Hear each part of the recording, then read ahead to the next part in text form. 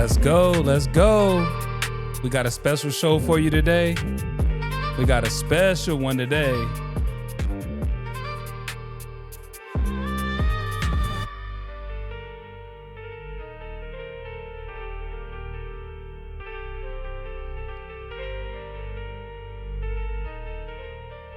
So, it is Black History Month. Therefore, we're actually at the end of Black History Month. We're going to have to get into a legend, an icon. There's a lot of, a lot of stuff getting thrown around out here, a lot of slander, whatever. We're going to have to get into the 5 reasons Claressa Shields is hands down the GWOAT. Yes. We're going to have to break it down. And this is episode 2 of the Post Rise podcast. Let's go. It's the Post Rise podcast, CPR and first aid. Yeah. Sports talk radio, highlighting players playing the game. OG advice, wisdom, and knowledge, plus we entertain. Like, comment, subscribe, tap in and listen to James.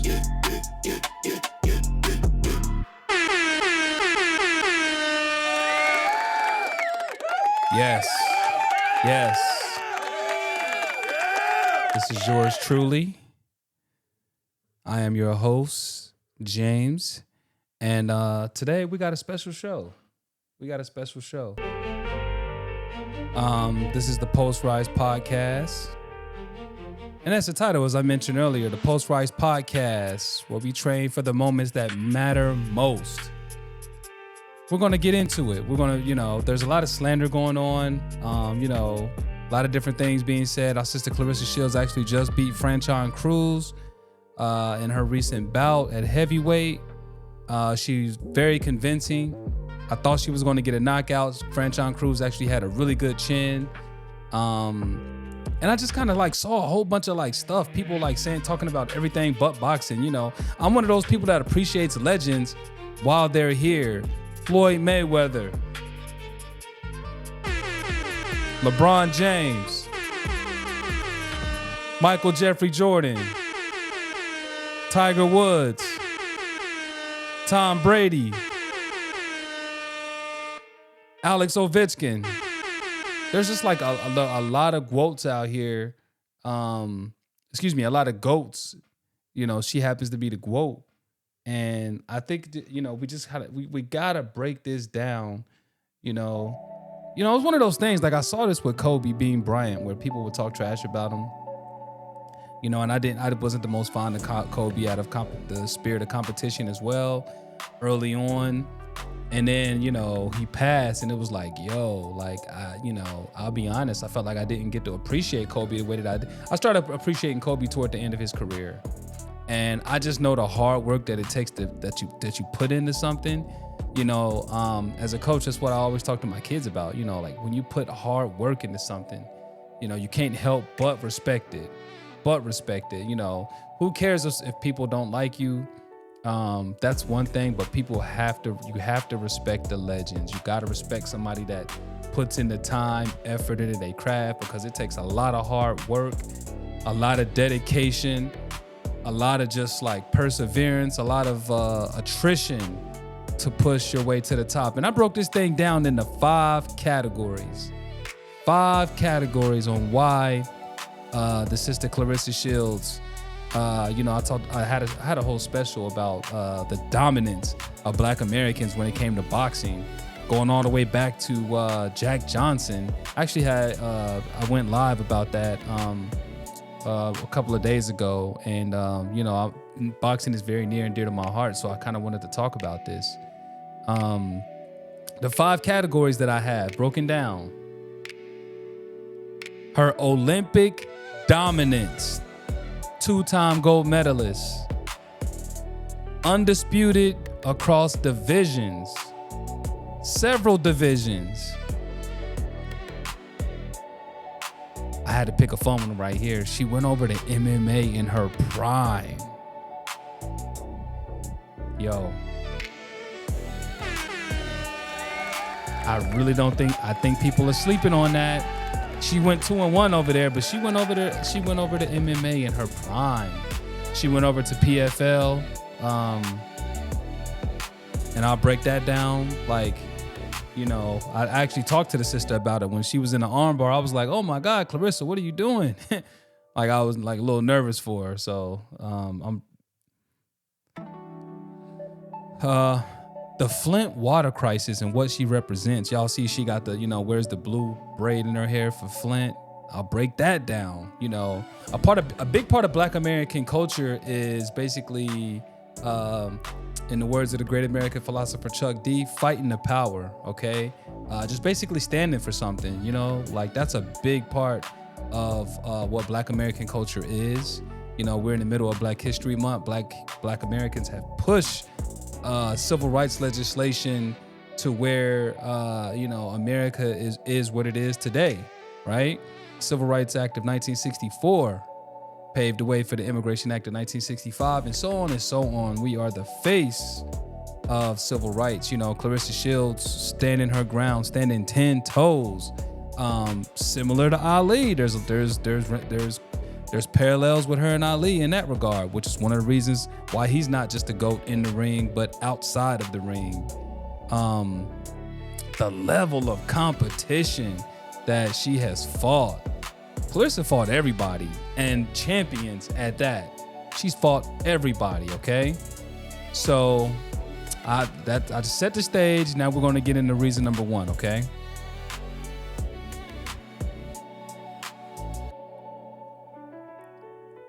Olympic dominance, back-to-back gold medals. The sister she participated in London back in 2012. Got the gold, then went right back 4 years later and got gold again down in Rio, Brazil in 2016. The first American boxer, man or woman, to win gold in the Olympics back-to-back games. And there's only been a few boxers that have done it in the history of boxing, okay? There's only been a few that have done it. I think Lomachenko, I believe he's won. One of the more modern boxers. There's another woman that did it, I believe, as well. I think she's from the UK. But again, our sister doing it from right here in the United States of America, going back to back. Go, like, listen, boxing, and it's not easy. I think that, like, people think about getting a gold medal, like,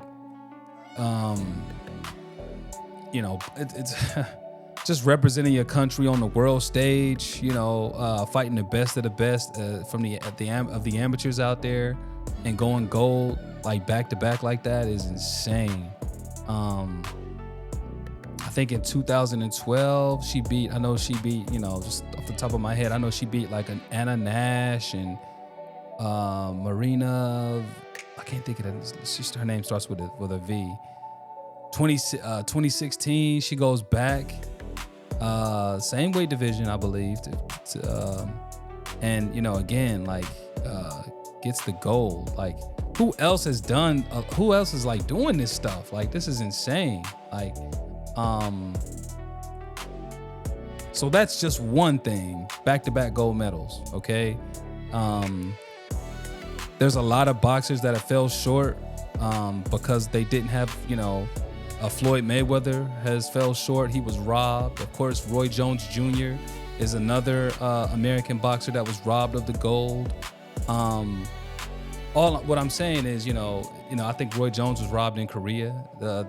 The gentleman actually just gave his gold medal back to Roy Jones. He was like, "Hey man, you beat me. You beat me, so I'm giving you this gold medal." But you just don't know what can happen in these countries when it comes to the judges and all of this stuff. Our sister was dominant in both Olympics and got those golds. So USA, hoorah, GWOAT.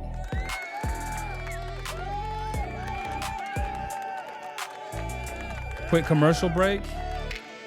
and then we're going to get into the other 4 reasons on why she is hands down the GWOAT.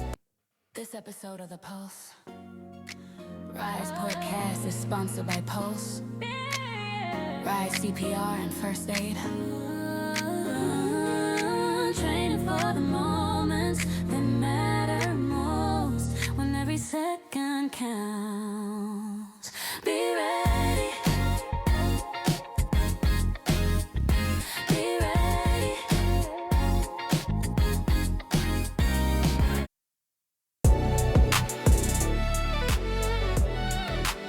All right, so we're back. We are back. Claressa Shields, reason number 2, undisputed across division. She clears weight classes out. Okay. She's cleared out 160, undisputed. She beat Christina Hammer to unify all 4 major belts. This is not easy to do. Unifying all 4 belts is not easy to do at all. Like, I don't think people understand how difficult it is because of the boxing, the politics in boxing alone. And just, you know, all of the different, like, people, you know, you got people that duck and dodge and all of this stuff, promoters, hot fighters, and all of this stuff. Claressa's been such a big name that she's been able to get to all of these women. And just that alone, like, you know, it's really difficult to do. Not to mention, it's a difficult feat just from a talent standpoint. She cleared out 154, undisputed, light middle, super welterweight, right? She's undisputed at heavyweight. She beat Danielle Perkins last year and then turned around and signed the sister Danielle Perkins, which was very respectable because Danielle Perkins gave her a good fight. Danielle Perkins is solid. Danielle Perkins is a good heavyweight. You know, Claressa caught her and, like, you know, got that standing knockout like that. Like, you know, Claressa, salute to you, Claressa. Claressa said, you know, I'm going to sign you. I ain't trying to fight you again. Listen, that's just, Danielle Perkins is a big and strong, great athlete. I think she's got like a basketball playing background. Like Danielle Perkins is a problem. As a matter of fact, she just got a win this past weekend as well. Good fighter, really good fighter at the women's heavyweight division. She just recently beat Franchon Cruz at heavyweight, defending her belts. Like, Claressa's the truth. So she's cleaning divisions out. So is it all of the different weight jumps, right? Her belt range and how quickly she moves around, right? 154, 160, 168, 175. Come on now. Let's go, GWOAT. Who else is moving like that? Crazy. Claressa Shields, man. Right? Most champions chase one division. Claressa collects divisions, and history says undisputed in multiple divisions is extremely rare. Reason number 3. And this is one of my reasons. You know, with Claressa Shields, this is the type of fighter where you could come up with like a number of different reasons on why she is the GWOAT. These are different reasons that I specifically came up with that I think I threw the MMA in there. You know, there's a number of different reasons. You know, you could pull reasons into some of the different things that I'm talking about, and into some of the different points and numbers that I'm talking about, and pull GWOAT reasons up in there as well. But MMA, she went over to PFL, trained, but with she trained with the GOAT over there. The GWOAT got with the GOAT back in 2021. Went over to PFL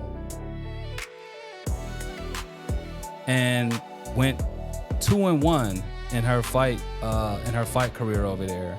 And it's one of those things, you know, Claressa, you know, I think Claressa, and I haven't heard her say this, but I think she might have really gotten bored with the competition because, you know, she wasn't being challenged in women's boxing. So I think she might have even gotten bored and went over there to MMA.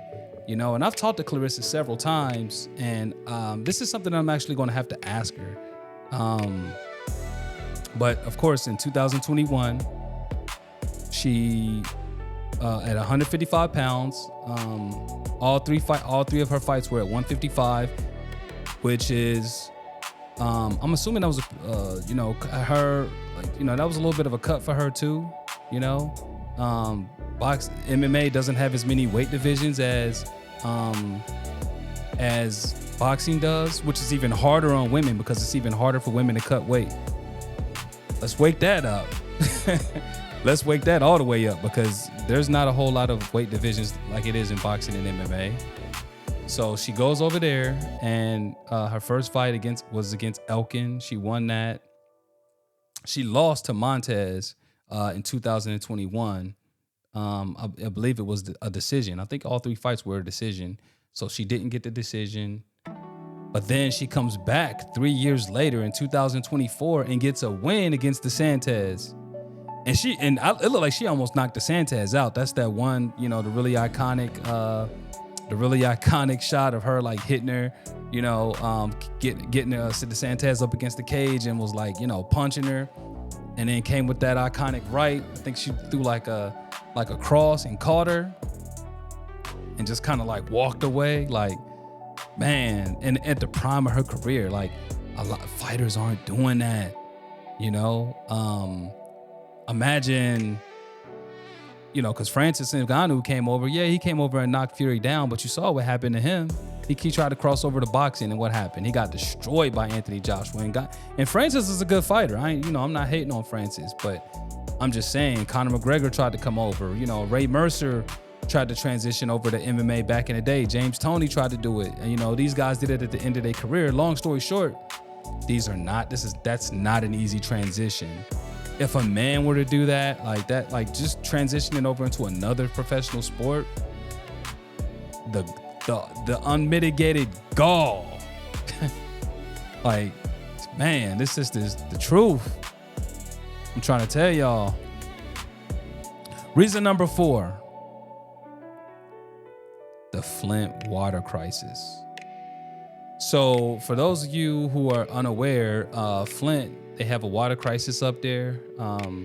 Environmental racism and environmental, just deal with environmental injustice has been like an ongoing thing here in the United States. Of course, you have Cancer Alley down there in Louisiana because of all of the different plants and stuff like that. I think it's between like Baton Rouge and New Orleans. There's several different cases. Long story short, Flint's been dealing with the water crisis for the longest. Back in 2016, the EPA, the emergency order, because Flint completed requirements tied to emergency order. So Flint basically has been dealing with like dirty water that's been testing like really high with lead, with like, the lead. They've been failing like compliance tests with lead compliance tests. And the water has just been like really bad. Matter of fact, give me 1 second.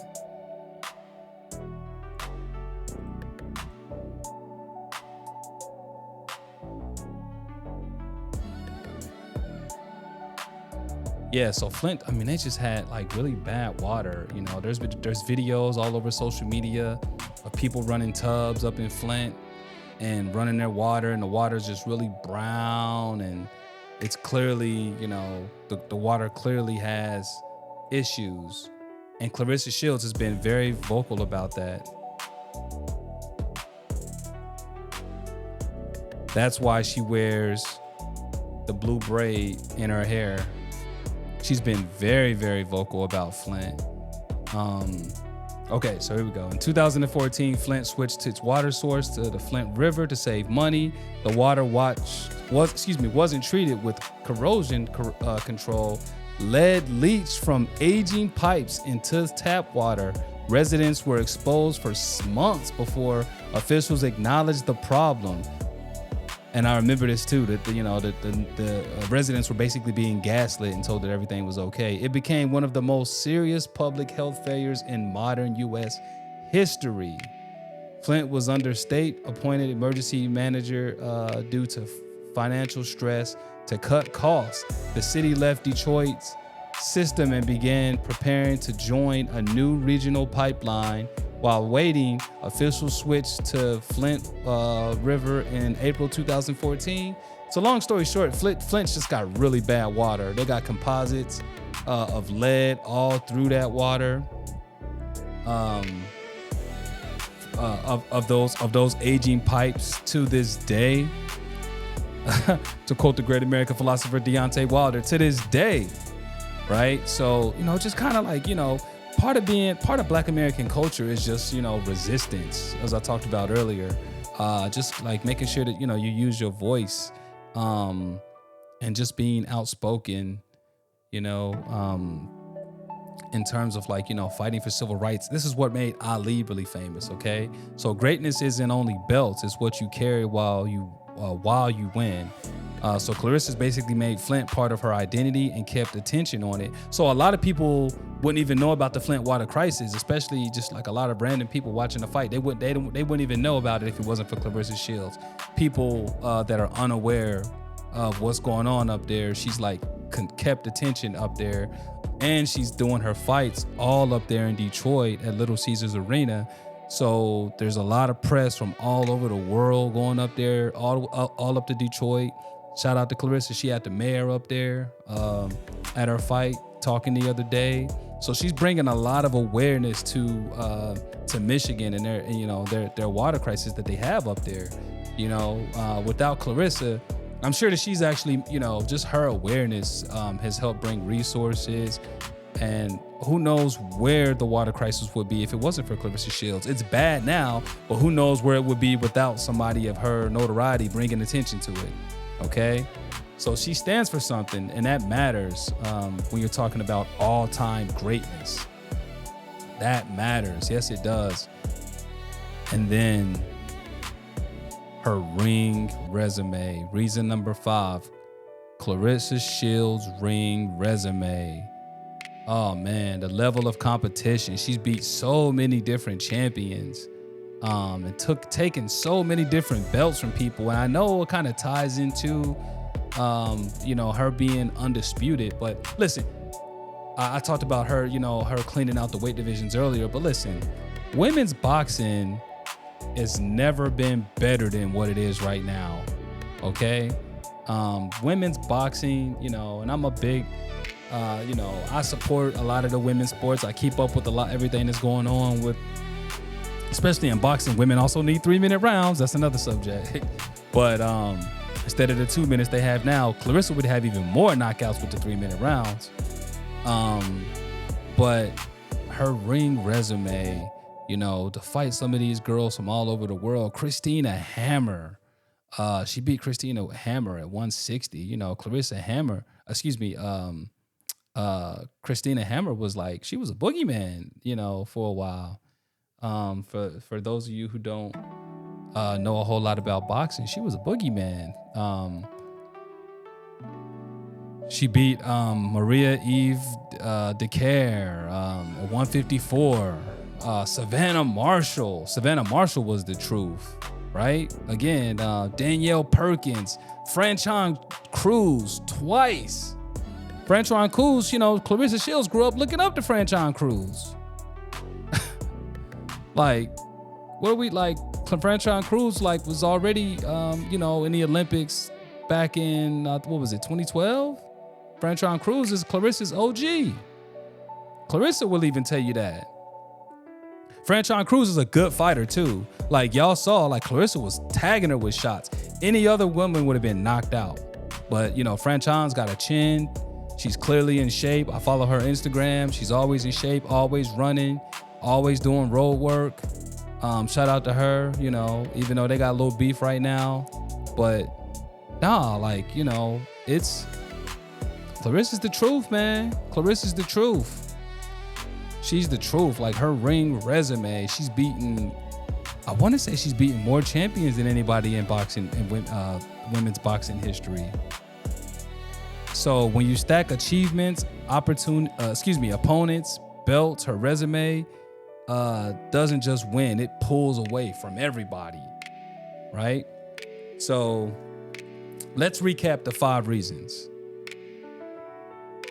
Back-to-back gold medals, a historic, that's a historic level event. Like 2 back-to-back gold medals as an American boxer, undisputed across the division. She clears all of the weight divisions out that she fights in.